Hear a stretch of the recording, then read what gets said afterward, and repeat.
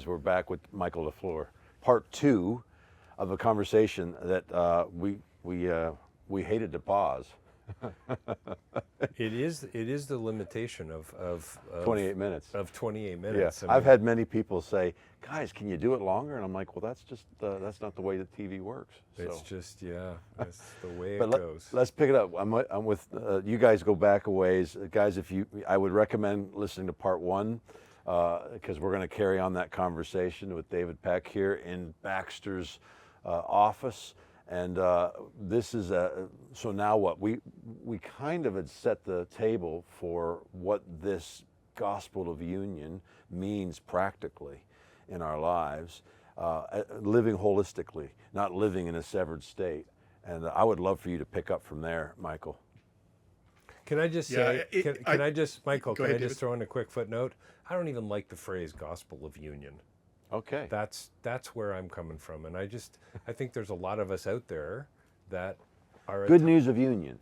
Yeah, the good maybe. news of union. Yeah, maybe Right. that's it. Maybe. How Jason. about this? And, How about the inherent relationality of all of life? If we recover a fundamental understanding that we actually belong to each other and to everything, we're connected inseparably to everything in creation, then we can't we have to care about some measure of environmental responsibility. We have to care about justice and kindness to who is our neighbor? Oh, somebody as far across the cultural gap as a Samaritan was to Jesus' day. I mean, it is as plain as the nose in your face, but we have been enculturated.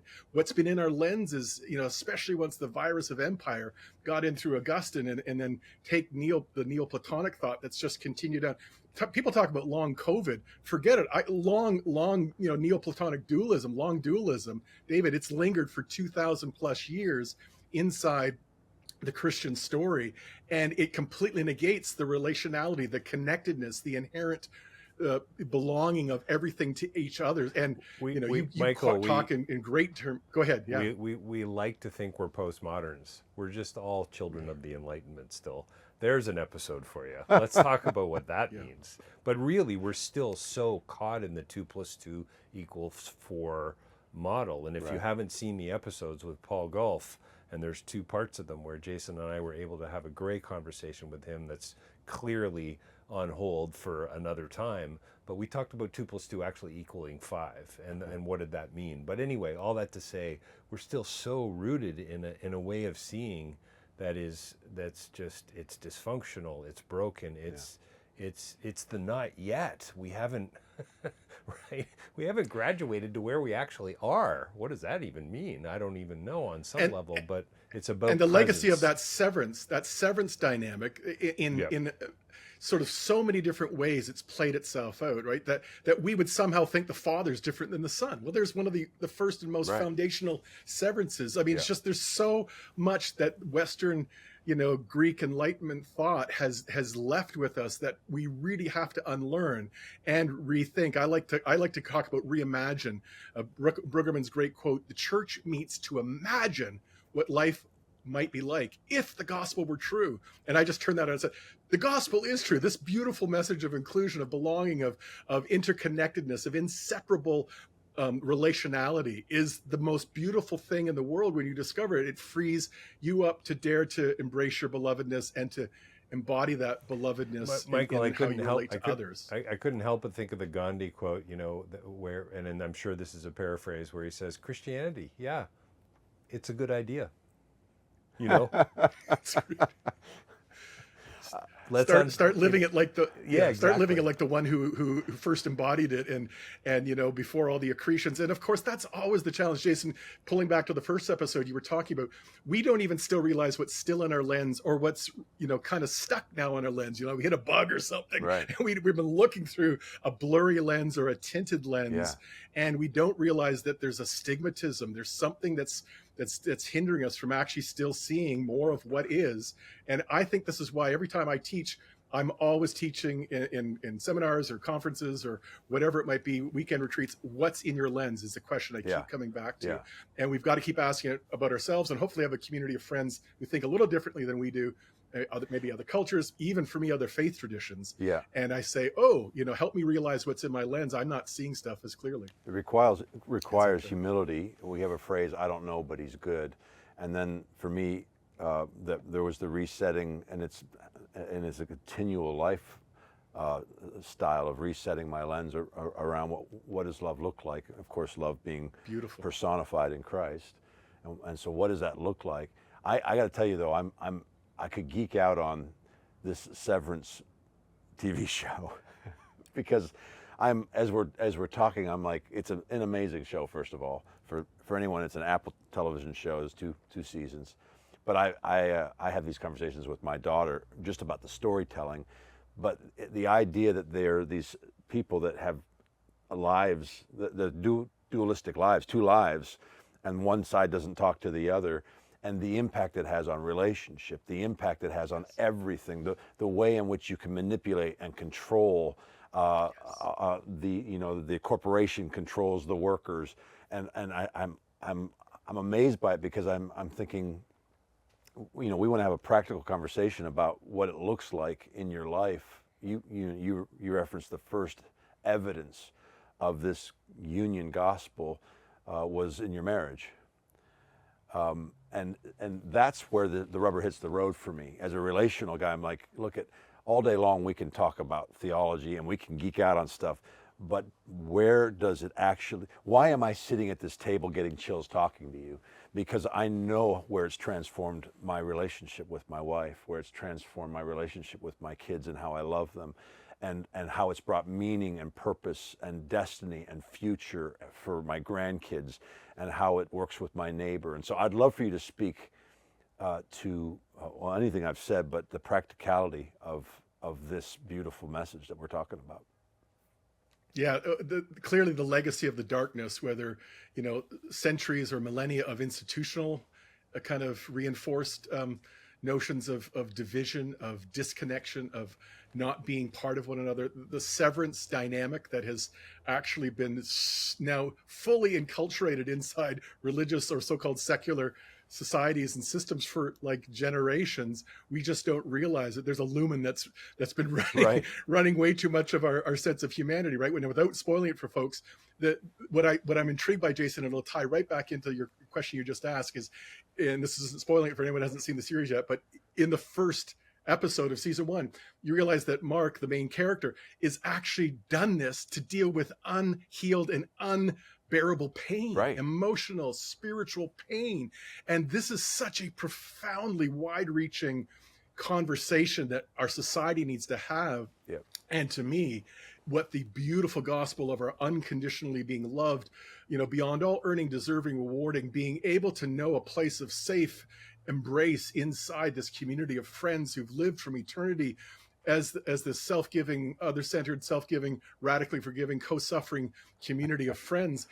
I'm included in that. I've actually belonged to that. I didn't have to do anything to get in it. I don't have to perform to stay in it. Come on. This blows your mind, and it begins to reframe everything. And so I encountered that in 94 before I had language for Right. it. And it forced me to begin, well, I'd encountered it earlier, but just, it was a particularly powerful breakthrough sort of experience, kind of one of those jump shifts Yeah. in the ongoing journey of reimagining everything I thought I knew about God and myself and others. And as I came out of that, the deep, deep intimacy of this encounter that just was beyond describing.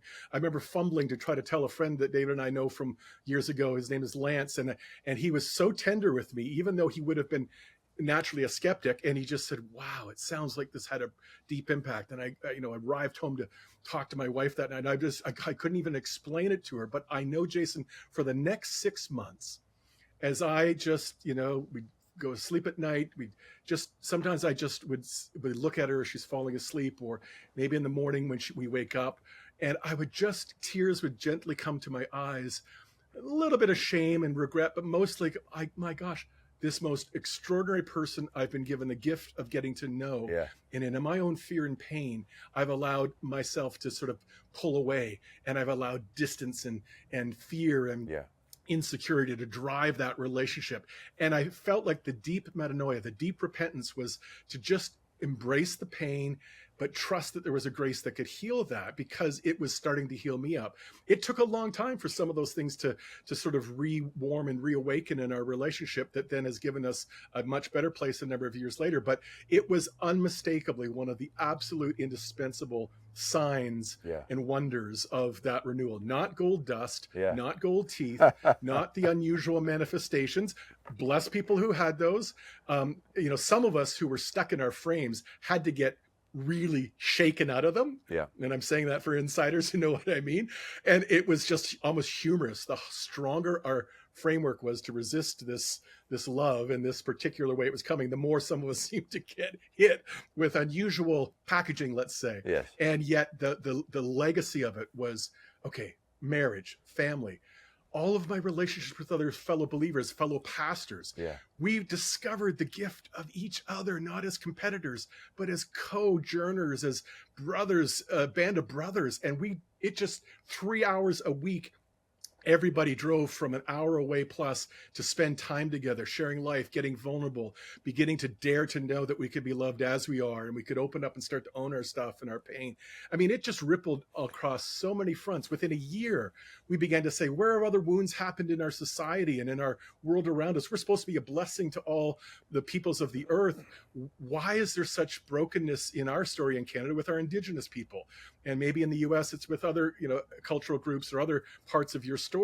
And we said, what would this beautiful gospel, what would this love and unconditional sort of acceptance and embrace look like if we began to model and embrace and embody that inside those parts of our wounded collective self? And so a whole journey of reconciliation with our Indigenous people began to unfold. Wow. Which was all about restoring relationship and getting to know them. We started to realize that, hang on, people who might have social need aren't necessarily just lazy or on the wrong side of the economic lottery. They might actually be people who, oh, hang on, that is my brother, that is my sister, those are my kids, those are my parents. What and how ought I to relate to them as ones who are part of me? These are just a few of the fronts in which the implications of this began to run out. And then you get to meet guys like David, who, has cared about this stuff for years. Yeah. And although raised inside a very conservative Brethren household, had parents who loved unconditionally anyone who walked through their door. Wow. That's a pretty good legacy to build on. Yeah. Redefining hospitality. Right. What does it actually mean? And again, this is being in the palace and maybe not actually being able to see it. And I bet on some level, even though my mom and dad were spreading the wealth of community, if you will, by allowing people into the house, you didn't have to take your shoes off. I remember Which a guy. Is very un-Canadian, by the way. Yeah. Well, is it really? Well, you take your shoes off. Yeah. In Canada. Right. Yeah. Well, in most Buddhist countries too, actually. Right. the shoes come off. That's right. But that to me says you're welcome here. Yeah. Right. And yet I bet mom and dad probably didn't always think that was enough. Right. Right. Because you had to still be at that Tuesday prayer meeting. Right. Which maybe is a valuable thing for certain people. Yeah. But that wasn't enough to be able to celebrate and to grow. Michael, one of the thoughts I had, and I think this is an extension of where I'm going, is the healing that you found, that you talked about, the tears and so on. It has to happen in a community, doesn't it?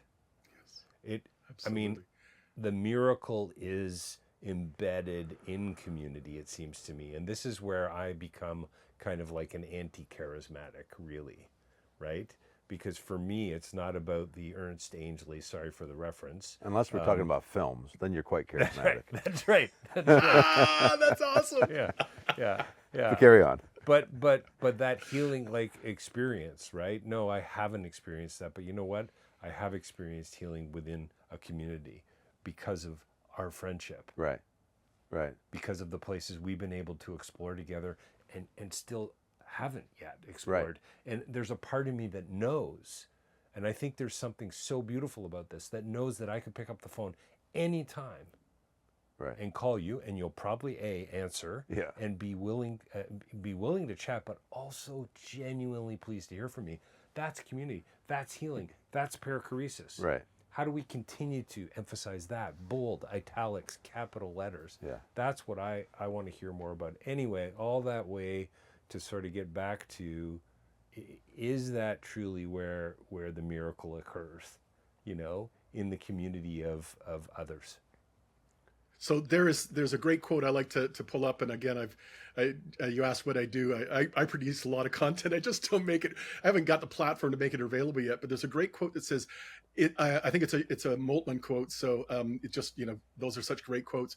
He says, it's an absolute certainty that no human being will ever know his or her intrinsic worth and inestimable value until it's been reflected back to them by another human being. Wow. So, David, to your point, Levinas, right? The first thing the face says, Michael, is "Thou shalt not kill." That's modern existentialism in a nutshell, right? We can't know ourselves without absolutely. Others.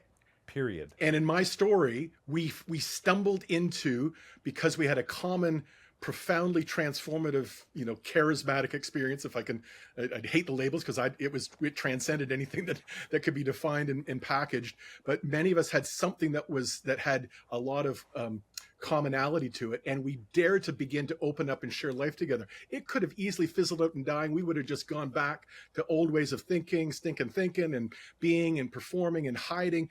And yet that gift of community was what gave it an enduring value. And when people ask me, what's the true legacy of this great, well, it's actually fell in our city called Mississauga, but the so-called Toronto blessing, it was the restoration of the gift of the other and the invitation to dare to live vulnerably, open-heartedly, and in community. This was the real gift of what was being restored. Oh, why might that be true? Because that's the way the Father, Son, and Spirit have existed from eternity, and they long for all of humanity to resonate with that same belongingness, that deep perichoretic connection.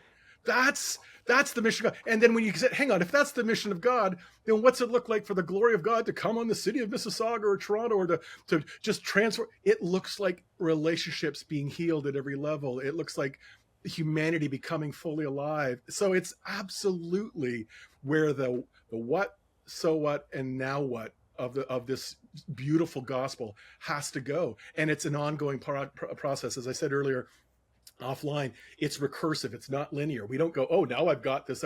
It's a continuing deepening understanding, which is going to have moments of self-recognition, a little bit of embarrassment, a little bit of, oh my gosh, I can't believe I've been that blind. I say to myself, I'm going to wake up in 10 years and go, holy crap, I cannot believe what I couldn't see 10 years ago if I have 10 more years left. But that's okay, because we're in this huge embrace of grace and of growing, of beholding and becoming. Yes. And that journey never ends. I don't think it ends in the age to come, whatever that looks like. We aren't instantly transformed into Borg-like automatons that just worship. We'll be free to love, because the impairments of the flesh and the fallenness of our human experience will be transfigured, but we'll still be invited to love and to say yes to all that's of love's kind. And as MacDonald says, and if we resist that, it's going to be a consuming fire that kind of comes against us. So that's my long way of saying what we're caught up in is so much more glorious,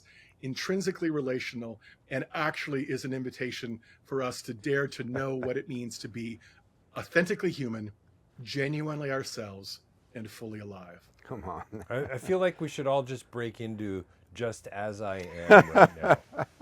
What do you think, Michael? It only takes a spark. Let's see if we have some obscure chorus references and how old and well indoctrinated was our audience. Oh, that's too much fun. Hey guys, this is Baxter Kruger here. I'm with my friend Jason Clark. We have an ongoing conversation about all things Trinitarian, about the real meaning of the death of Jesus, practical side of living the Christian life in union with Jesus and in union with us. And this is ongoing. It's been quite beautiful. We've got well over 60 or 70 episodes recorded so far, but welcome, come join us. Let's get to the conversation. I love this conversation. I mean, we're only having this, and we said, I believe off camera, we've been talking for a little while today, but we're only here because of this guy. Baxter was carrying something, and I'm running at something. We're all carrying something, but the value that we have for each other, and this grace and the skill and the gifts. You know, the reason this conversation is taking place, David, is because of you, because of what you carry and the value you have for Baxter and for myself, Michael, and so many others. And that's the you know, you say it can't be done alone. It's wild, because my journey is one in which it was very lonely for a season, but I also knew that love only is love if I can give it away. Like, you know, this is why it's the Trinity. This is why we have a face-to-face. This is what Baxter's giving us, is that it is a relational aspect of who God is, and it's only love if I'm able to give it to you, to be able to participate in life with you. Well, it's about participation, and I think we do have to be careful, though. And as I'm listening, I mean, it can happen alone, I suppose, right? It has to be able to happen alone, but it's so much better in a community. And so, and that's it's not a criticism or a prescriptive thing to say if you are on your own, which genuinely lots of us are, not only metaphorically but actually alone. We don't have a community. Yeah. Now what? How do you deal with that? Well, try to get engaged. Okay, now it's back on me again. It's my fault, and so on. Or David, it might even be, though, even deconstructing that Christian subculture that says it's got to be other Christians. Do you know that we're going to become fully alive? I'd run from the Christians if I were you. Exactly. Yeah. So just. Jason, I'll tell you the one last story. What broke me out of my very limited paradigm in 1990 as a young associate pastor of a I really Baptist like Christians. I really like them. I do too. We love but Christians. What broke me out of my paradigm was when I was taking my kid to one of the local rec centers for a kids program. I heard basketballs bouncing in the gymnasium. I go, ooh, that's for me, like Pavlov's dog, right? I played a lot of sports. I was a really good basketball player, and so I stick my head in the gym and. I just happened to, hey, what is this, like a pickup? No, it's just we just play pickup basketball every Monday night. It's open to anyone. Oh, the next week I show up and they let me start playing. They're all guys from a local high school. They're about 5 years younger than me, and they invite me out afterwards. We're going out for beers. Well, back then my dualism frame didn't let me go out for beer and wings. Right. And I was just sort of paralyzed. The next week I couldn't say no. Go out have a great time, begin to start to share in their lives, hide that I'm a pastor for about the first 8 to 10 weeks. And then in that process, it just gives me this freedom to begin to be human in a way that I had denied myself. I wouldn't tell anyone you're a pastor either. And it messes you up, because you know in your inner knower, this is true. This is actually community. This is actually good news. And schizophrenia. There's a split. But those are the things that force us to see the severance. They actually force us to wake up. It's exactly right. Because you go, wait a sec. You go, wait a sec. I just had communion with someone who doesn't hold my values or I just saw the Jesus in that person. And of course, this is back when I didn't have language for it. But these were all those moments along the way that shake you up. Well, and Jason, that all of a sudden an incredible, emotional, spiritual rock concert. Yeah. With Pearl Jam or radio or U2 or whatever becomes a church-like experience. And you don't have to apologize. You don't have to apologize. You had to apologize for it. That's right. That's right. I think I had a God encounter at a YouTube. Sorry about that. Sure. I know it's not. It's not. As opposed to the reality that we are awakening to this. There is no sacred secular divide. I've heard so many people I'll tell you. I'll offer you one more current story. So in the last about 3 or 4 years, I've gotten to know a wonderful friend. She's an Ismaili Muslim. So she's a little bit of a more progressive side of the Muslim faith community, but she is absolutely one of my biggest fans. She wants to hear every time I speak. She resonates with the message of love. She says, that's what I believe. I talk to Jesus all the time. It's like if we just allowed Trinity to just blow us out of open up the blinders, grind out a new set of lenses, we'll start to recognize this is the way humanity was made. The DNA of the creation, and especially of humanity, is for this belonging, this togetherness. And of course we can talk about, it's important to have conversations. She doesn't at all begrudge me my sense of the true wellspring of where this all comes from. But I'm also way better now than I would have been 30 years ago at not trying to just get her to pray a Jesus prayer or something. It's like, are you kidding me? I don't have to plant a flag on that. Right. I simply recognize what's already beautiful by the nature of the fruit of the life and the values and the disposition of heart. Where love is evident, it is only from one source, and we know that love comes from God. One of the best books I've read in the last at least 15 or 20 years. Redefining Jesus. is See No Stranger, Valerie Carr, and this idea. Yes. It's a revolutionary manifesto of love, and it's a beautiful book. But the whole idea is you, Jason, are a part of me that I don't know yet. Wow. I mean, how amazing is that, to reference back to the Moltmann quote, Michael? And to basically to all of this, we're back to community, we're back to an embrace. Yeah. It's similarity through difference. There's no them, there's only us. Yeah. I mean, it's just, there's so much going on here. It's just incredible. It really is. So it's the good news of union. Yes. Yeah, no, listen, I'm okay with good news. The trouble is, it just all needs to be footnoted. Yeah. Like when somebody says to me, wants to talk about questions, faith-based questions or questions of God, I generally want to say to them, listen, I don't believe the God you don't believe in either. Right. You know, I've had that conversation many times. We're on the same page. Yeah. So giddy up. Yeah. But the problem is you don't usually have the time to lay that out. And so I continue to struggle with having those conversations unless there's context. Yeah. Unless we can talk about what does it actually mean in the bigger picture. And so, we keep like getting this. we keep getting to provide context, these conversations. Yeah. Michael, you want to tell us what your Instagram handle is? I don't even know if I can do it. It might be Michael _infusion or something. I mean, that's how We need that's to get how you. You need to be unsavvy putting I this am. stuff up, man. You need to be. I create content for lots of other people and a very small market of warm friends. I teach, but honestly, David's going to help me get it out there. Good. Because I think we are distilling some things. I think there's a beautiful way. I also think I call myself a jazz theologian or a jazz I like that. conversationalist. I think I got pretty good chops. I can play my instrument well, but the best theology is done in community, Yes. playing off other instruments and voices in the room. Your 15 Instagram followers demand serious content. I mean, come on. And by the way, I want this on record. I'm challenging you to a game of 21. I'm just going to say it. Awesome. Yeah. After all these awesome. years. After all these years. This is an amazing conversation, guys. We're going to have to pick it up another time. AcrossAllWorlds.com. Love this with you, Michael. This is wonderful, man. We'll do it again.